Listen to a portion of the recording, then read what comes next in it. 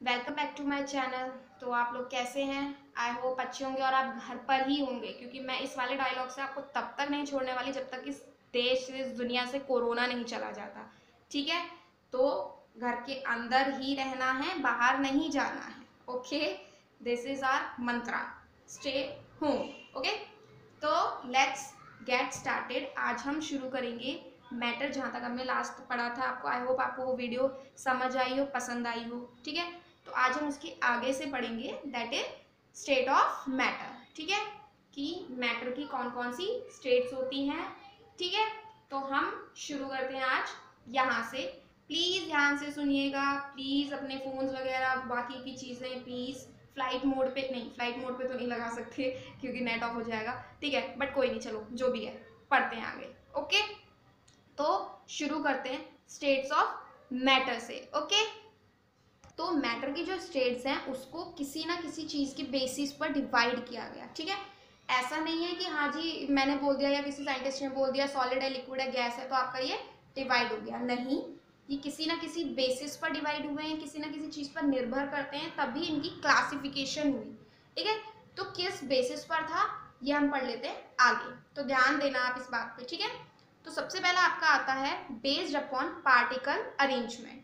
किस बेसिस पे हुआ कि पार्टिकल्स की अरेंजमेंट कैसी है। ठीक है, जैसे मैंने आपके लास्ट वीडियो में बताया था अपनी कि सॉलिड में अरेंजमेंट कैसे होती है, अरेंज होते हैं, जैसे ऐसे ऐसे अरेंज होते हैं एक कंटिन्यूस फॉर्म में या एक वेल अरेंज्ड फॉर्म में सॉलिड में अरेंज होते हैं। ठीक है, तो सॉलिड में अरेंज होते हैं, ये मैंने आपको लास्ट वीडियो में बताया था, बट वेल अरेंज वेल मतलब अच्छे से अरेंज होते हैं। इस बेसिस पे हमने इसको नाम दिया सॉलिड। ओके, बात समझी मैंने क्या बोली? लास्ट वीडियो में मैंने आपको बताया था सॉलिड के अंदर अच्छे से अरेंज होते हैं, बट यहाँ पे मैं आपको बोल रही हूँ कि अच्छे से अरेंज या वेल डिफाइंड अरेंज्ड होते हैं, इस वजह से हमने इसको नाम दिया सॉलिड। Okay, got it. तो सबसे पहले तो आपका क्या आता है based upon particle arrangement. Next होता है एनर्जी ऑफ पार्टिकल। पार्टिकल्स के अंदर एनर्जी कैसी है, जैसे मैंने आपको काइनेटिक एनर्जी बताया था ना, तो काइनेटिक एनर्जी कैसी है उसके अंदर, हाई है, लो है, एनर्जी क्या है पार्टिकल्स की। ठीक है, ये थर्ड है आपका based upon distance between the particles, यानी डिस्टेंस कितना है पार्टिकल्स के बीच में, इतना से इतना या क्लोजली पैक्ड है या कितना डिस्टेंस है, इस बेसिस पे आपका डिवाइड हुआ। तो इस बेसिस पे आपका कितने क्या क्या स्टेट्स मिली आपको? सबसे पहले आपको मिला सॉलिड, लिक्विड, गैस, एंड जी हाँ आपके चौथा और पांचवा यानी फोर्थ एंड फिफ्थ भी आपकी यहाँ पे स्टेट्स हैं, वो हैं प्लाज्मा और बोस-आइंस्टीन कंडेंसेट, बीईसी। ठीक है, बट हम इन दो के बारे में अभी नहीं पढ़ते हैं, फर्दर क्लासेस में पढ़ते हैं। फर्दर भी नहीं, आप समझ लीजिए बहुत हायर क्लासेस में पढ़ते हैं, बट हाँ इसमें क्वेश्चन आ सकता है कि फोर्थ और फिफ्थ स्टेट क्या है। ठीक है, इससे ज़्यादा आई थिंक तो नहीं आएगा। तो इसमें हम सॉलिड, लिक्विड और गैस के बारे में पढ़ेंगे और अच्छे से डीपली पढ़ेंगे। बहुत ही ध्यान से आपको पढ़ना है, बहुत ही नज़र गड़ा के बिल्कुल फ़ोन पे देखना है। अगर मम्मी बोले फ़ोन पे क्या कर रहे हैं तो बोल देना बस पढ़ रहा हूँ। ओके, अच्छा, तो सबसे पहले अब हम पढ़ेंगे सॉलिड के बारे में। ठीक है, मैंने आप लोगों के लिए थोड़ा सा इजी फॉर्म में, थोड़ा नोट्स फॉर्म में, दोनों फॉर्म में आपके लिए बनाया ताकि आपको कोई दिक्कत ना हो, आप कहीं से भी बहाना ना ढूंढ सके कि ये हमें समझ नहीं आया था। ओके, तो सबसे पहले देखो सॉलिड का हम सबसे पहले एग्जाम्पल लेते हैं। क्या सॉलिड आपको पता है? आइस हो गई, वुड हो गया, पेन हो गया, ये भी एक सॉलिड ही है। ठीक है, उसके बाद इसकी दूसरी प्रॉपर्टी क्या है? सॉलिड में क्या होता है? डेफिनेट शेप एंड वॉल्यूम होता है। ये हम अभी ढंग से समझेंगे, एक्सप्लेनेशन के साथ समझेंगे। थोड़ा सा पेशेंस रखें, थोड़ा सा ध्यान दें। ओके, हार्ड टू कंप्रेस होता है, यानी आप उसे दबा नहीं सकते हो। पार्टिकल्स क्लोजली पैक्ड होते हैं और इसकी हाइट डेंसिटी होती है। ठीक है, डेंसिटी होती है मास पर वॉल्यूम। ओके, तो ये ले लीजिए आप इसके नोट्स को। ठीक है, नोट्स अब हम इसको देखते हैं ध्यान से। ओके, तो सॉलिड में सबसे पहली बात होती है फिक्स्ड शेप और फिक्स्ड वॉल्यूम। ओके, इसका मतलब क्या होता है समझिए। फिक्स्ड शेप क्या होती है? पहली बात, जैसे कि मान लीजिए ये पेन है, सपोज नहीं है तो पेन ही है खैर, लेकिन ये पेन है। ठीक है, इसकी क्या है? एक फिक्स्ड शेप है।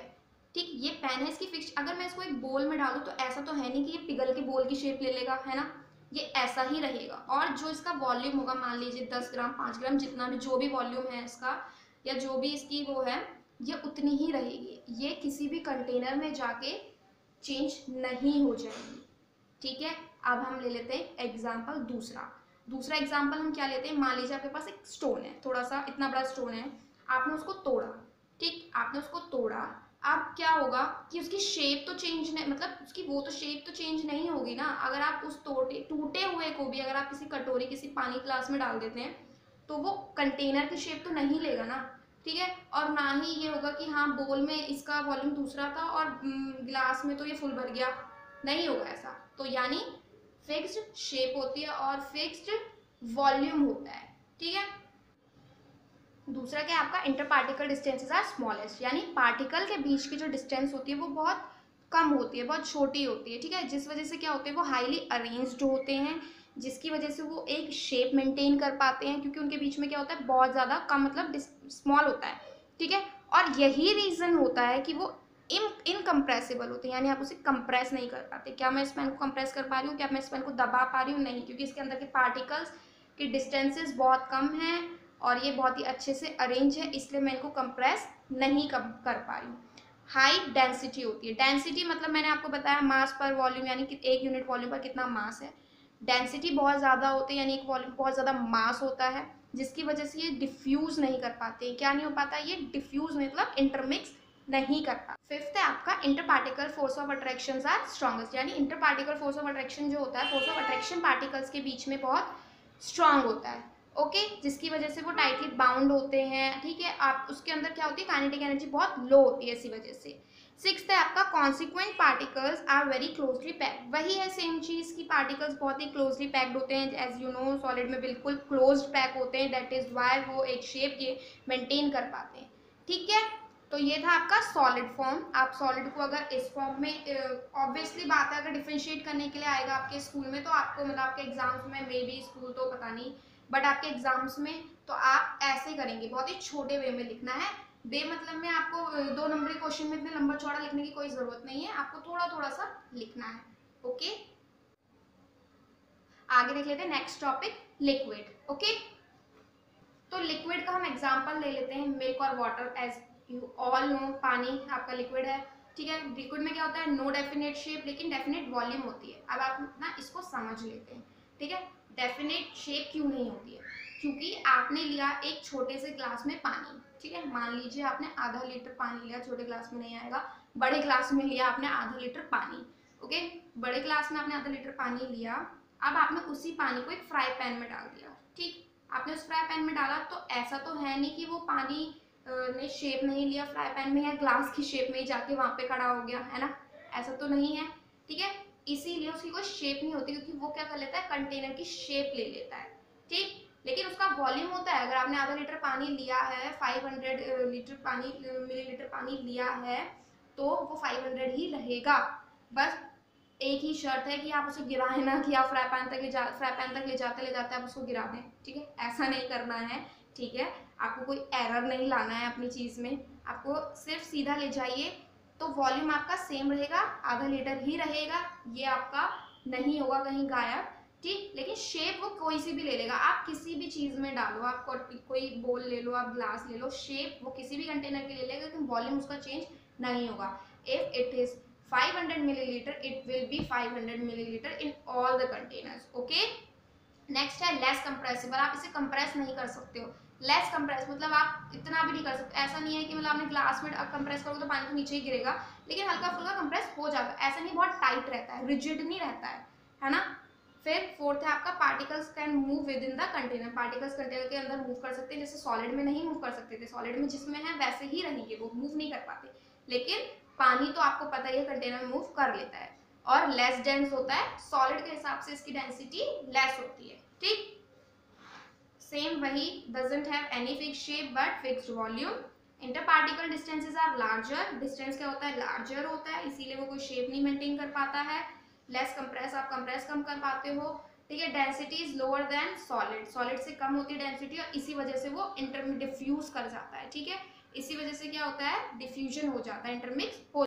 फिफ्थ है आपका inter particle force of attraction are less than solid, solid से लेस होता है, ठीक है। क्यों, क्योंकि उसमें क्या होता है, अरेंज नहीं होते हैं अच्छे से, ओके। सिक्स्थ है आपका consequent particles are less closely packed नहीं होते हैं, मतलब लेस क्लोजली पैक्ड होते हैं, दैट इज वाई वो मूव करते रहते हैं, फ्लो कर पाते हैं, लिक्विड हमेशा फ्लूइडिटी एक प्रॉपर्टी शो करता है, ओके।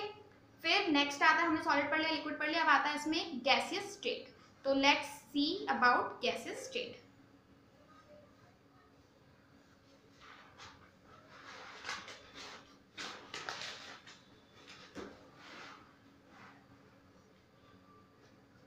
तो यहाँ देख लेते हैं हम गैसेस स्टेट के बारे में। एग्जाम्पल जैसे एयर है, हाइड्रोजन है, एयर में बहुत सारी तरह की गैसेस होती हैं। ओके, नेक्स्ट है no fix shape and no volume. ठीक है, इसमें क्या होता है, ना तो फिक्स शेप होती है और ना ही फिक्स वॉल्यूम होता है। हाई अमाउंट ऑफ वॉल्यूम एक छोटे से कंटेनर में भी आप प्रेस करके रख सकते हो, है ना, और शेप तो होती ही नहीं है। अगर आपके परफ्यूम की बॉटल का गैस अगर आप किसी दूसरी चीज में डाल दे, छोटी सी चीज में या किसी बहुत बड़ी चीज में, तो वो उसमें भी आ जाएगी और उसका वॉल्यूम चेंज हो सकता है। अगर आप परफ्यूम की बॉटल छोटे मिनिएचर में डालोगे तो वो उसमें भी आ जाएगा। ओके, नेक्स्ट है हाईली कंप्रेस। आप बहुत ज्यादा उसको कंप्रेस कर सकते हो, लाइक हो रहा है ना, हवा में हाथ चल रहा है, आप दबा रहे हो हवा को, बट ये आप देख नहीं पा रहे हो, ये अलग बात है। ठीक है, लीस्ट डेंसिटी, डेंसिटी बहुत कम होती है और फ्री टू मूव, फ्री होते हैं मूव करने के लिए। ठीक है, जैसे कि नॉर्मल नोट्स में देख लें, ना तो फिक्स शेप होती है ना ही फिक्स वॉल्यूम होता है, डिस्टेंस बहुत ज़्यादा होता है इनके बीच में, इसी वजह से इनकी कोई शेप नहीं होती है। ठीक, हाईली कंप्रेस आप कर सकते हो, डेंसिटी बहुत कम होती है, इस वजह से ये डिफ्यूज ईजिली हो जाते हैं ना। अगर आप घर में भगवान जी के आगे धूप बत्ती जलाते हो तो क्या होता है, आपको थोड़ी देर में खुशबू आने लगती है। क्यों? बहुत जल्दी टेम्परेचर बढ़ाने पर ना, हीट देने पर ही बहुत जल्दी डिफ्यूज कर जाते हैं। ठीक है, या फिर कभी आपके घर में बहुत अच्छा खाना बन रहा है, आप खेल के आए बाहर से कि वाह मम्मा इतना अच्छी खुशबू आ रही है, तो खुशबू आप तक कैसे पहुंचती है? क्यों? क्योंकि वो जो उसके पार्टिकल्स होते हैं वो एयर, मतलब खाने के जो पार्टिकल्स होते हैं वो एयर में मिक्सड हो गए होते हैं, डिफ्यूज हो जाते हैं। दैट इज वाई आपको वो खुशबू आपकी नाक तक पहुंच के आपकी क्रेविंग्स बढ़ा देती है कि यार अब खाने को दो, है ना। चलो कहाँ खाने पे आ गए। नेक्स्ट है inter particle forces of attraction are weak. क्या होता है inter particle force of attraction? क्या होता है, बहुत ज्यादा वीक होता है। ठीक है, यानी काइनेटिक एनर्जी क्या होती है, बहुत ज्यादा स्ट्रांग होती है, जिसकी वजह से मूवमेंट होती है। देखा ना आपने, गैस पार्टिकल्स की मूवमेंट ही होती रहती है। ठीक, लास्ट है आपका constituent particles are free to move about, यानी ये क्या होते हैं, फ्री होते हैं मूव करने के लिए। ओके, तो इसमें सारा खेल काइनेटिक एनर्जी का है, बस आप काइनेटिक एनर्जी समझ लीजिए कहाँ पे क्या है, उसी से इर्द गिर्द सब चीज़ें घूम रही हैं। नॉर्मली शेप, वॉल्यूम यही आता है सॉलिड, लिक्विड, गैस में सिर्फ डिफ्रेंशिएट करने का। इसमें काइनेटिक एनर्जी बहुत ज़्यादा होती है, लिक्विड में लेस होती है और सॉलिड में और ज़्यादा कम होती है। ठीक है, तो ये तीनों का अगर डिफ्रेंशिएट करने के लिए आता है तो आप बहुत ही ईजिली और छोटे छोटे शब्दों में आप लिख लोगे इसको। आई होप कि बहुत अच्छे से आ जाएगा आपको। ठीक है, तो अभी हम सिर्फ यहीं तक पढ़ते हैं। नेक्स्ट वीडियो में अब हम आगे पढ़ेंगे कि इंटर कन्वर्ट कैसे हो जाती है, कि सॉलिड लिक्विड में कैसे चला जाता है, लिक्विड गैस में कैसे चला जाता है, इस प्रोसेस और इस सारे फिनोमिना के बारे में हम पढ़ेंगे तब। तो अगर आपको ये वीडियो पसंद आई हो, अगर इसमें जो मैंने समझाया वो समझ आया, तो प्लीज़ वीडियो को लाइक ज़रूर करना, अपने फ्रेंड्स के साथ शेयर ज़रूर करना, जितना हो सके आप उतना शेयर करना, और चैनल को सब्सक्राइब ज़रूर कर देना। और जैसा कि मैंने लास्ट वीडियो में बोला था कि मैं फर्स्ट 5 सब्सक्राइबर को शाउट आउट दूंगी, तो shout out to Anjali, Komal, Karan, Rehan and Bharatendu. Okay, तो ऐसे ही मैं अपनी नेक्स्ट वीडियो में भी शाउट आउट दूंगी, तो प्लीज़ चैनल को सब्सक्राइब ज़रूर करें, और जो भी कुछ समझ में ना आया हो तो प्लीज़ कमेंट करके ज़रूर बताएं। ठीक है, और हम नेक्स्ट वीडियो में आगे का नेक्स्ट वीडियो में देखेंगे। Thank you.